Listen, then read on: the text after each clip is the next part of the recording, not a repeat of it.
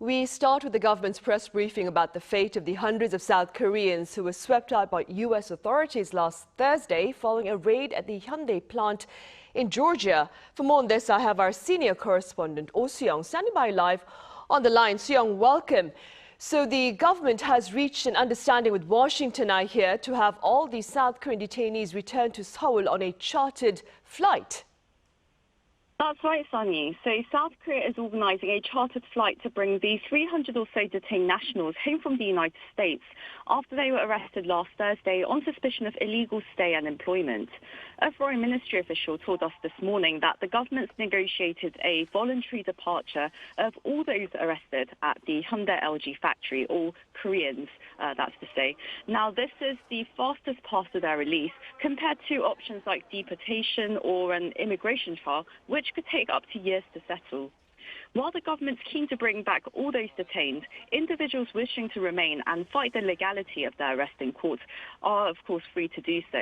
However, it's worth noting that they're likely to stay under detention as they pursue their cases. Now, as for the chartered flight, officials are hoping to schedule it as soon as possible at the earliest possible date, with September 10th mentioned in media reports. But the ministry has indicated that the date hasn't yet been finalized.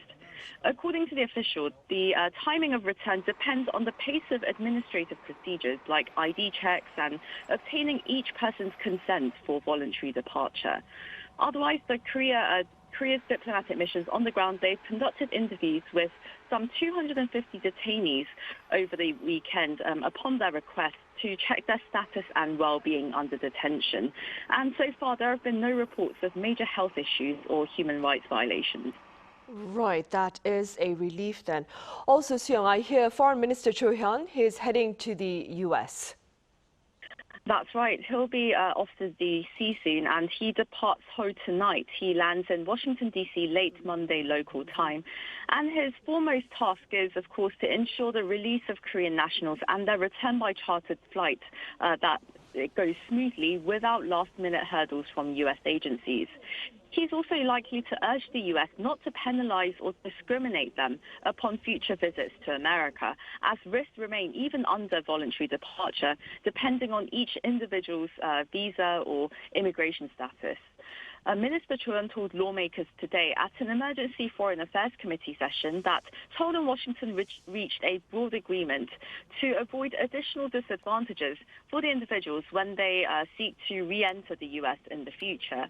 He said final confirmation procedures are still pending, but said that negotiations are going well in a, quote, direction that avoids five-year entry bans. Now, beyond that, the foreign minister is very likely to press for more structural solutions to this issue, seeking more reliable visa pathways for Korean firms that are bringing very high-tech operations and skilled workers to America, as much as the Trump administration continues to urge allied nations to invest in the United States. Back to you, Honey. All right, Soo-young, thank you for that update.